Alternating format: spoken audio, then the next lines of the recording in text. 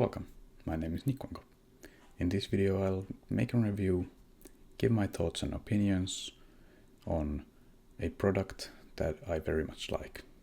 The Drop, formerly known as Massdrop, and Sennheiser HD58X Jubilee. To start off, I'll be talking about why I like and dislike these products. I'll be later giving a objective and subjective review, talking about their strong points and negatives.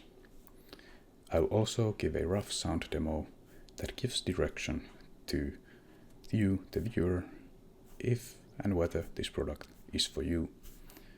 Remember, in the sound demo, this is YouTube. YouTube's compression isn't the best.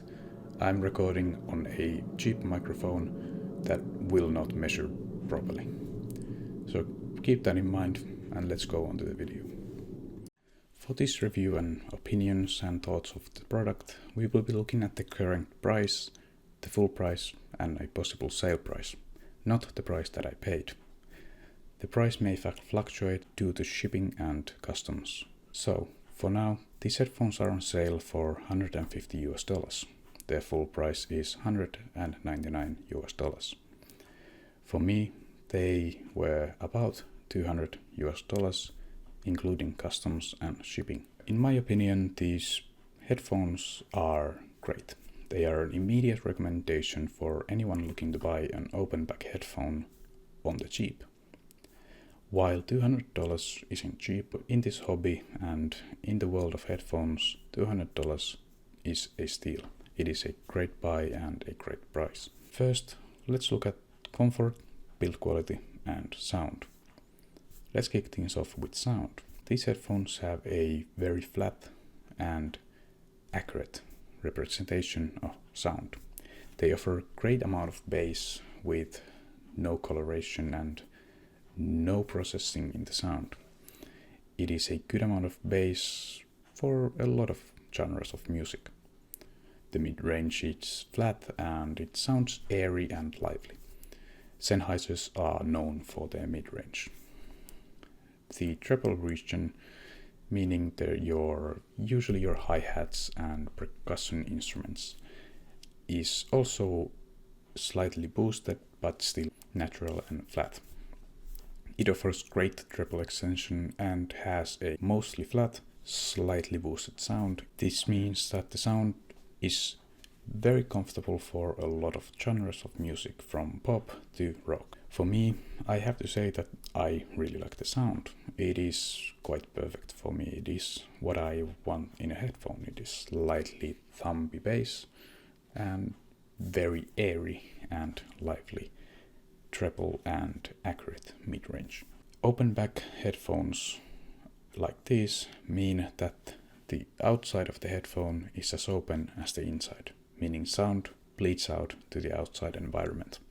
Open back headphones aren't the best buy for a person with a noisy environment or an environment that cannot be disturbed by sound.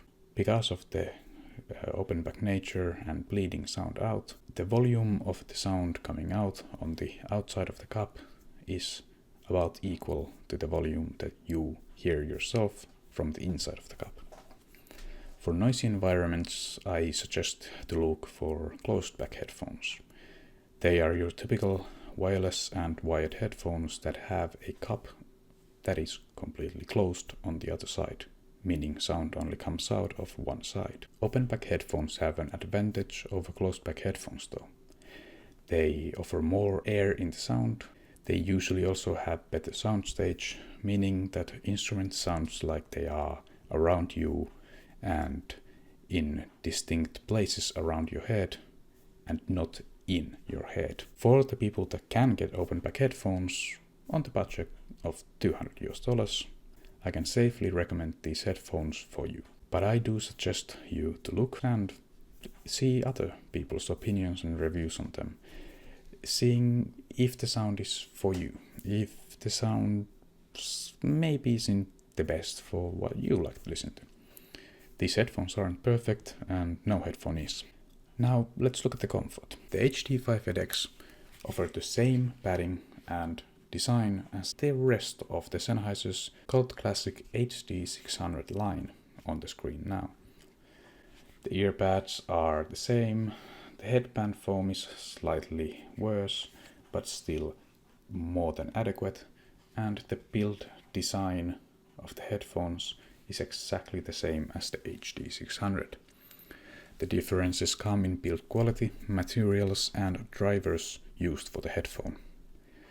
The drivers change how the headphone sounds, and these headphones have a unique driver that Sennheiser hasn't used in any other headphone. For build quality, these headphones are sturdy. I've had them for a few years and even dropped them on the floor, and they're still alive with no scratches to show.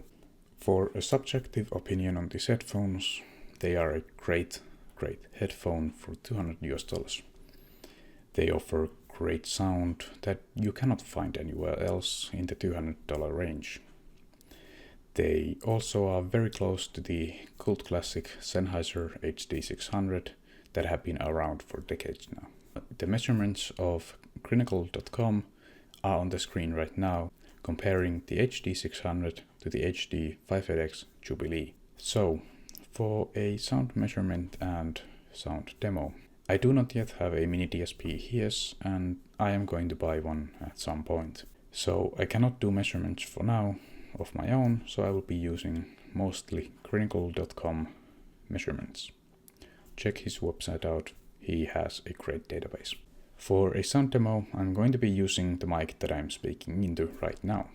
It doesn't measure correctly, and you're listening through a not closed microphone through YouTube that's been recorded on my PC. The sound isn't the same. It does give you an idea of what the sound is like.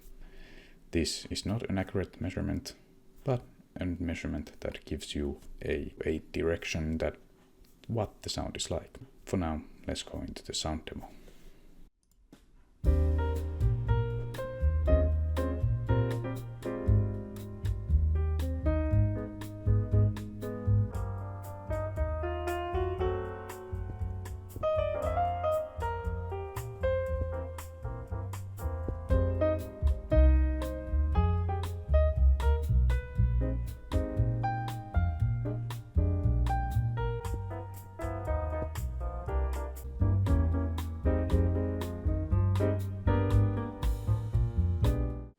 So, what do you think? How'd they sound? You may have also noticed that I snuck in a mystery headphone. I will be looking at that headphone in a future video that is coming shortly. I will be revealing that headphone in that video. If you made it this far in the video, thank you. I appreciate your time here. I am very thankful that you watched through this video. If this review helped you, leave a like. Maybe throw a comment saying if I should do something more in the video, if I forgot something, or if you want to hear my opinion on something else. I will be seeing you in the next one.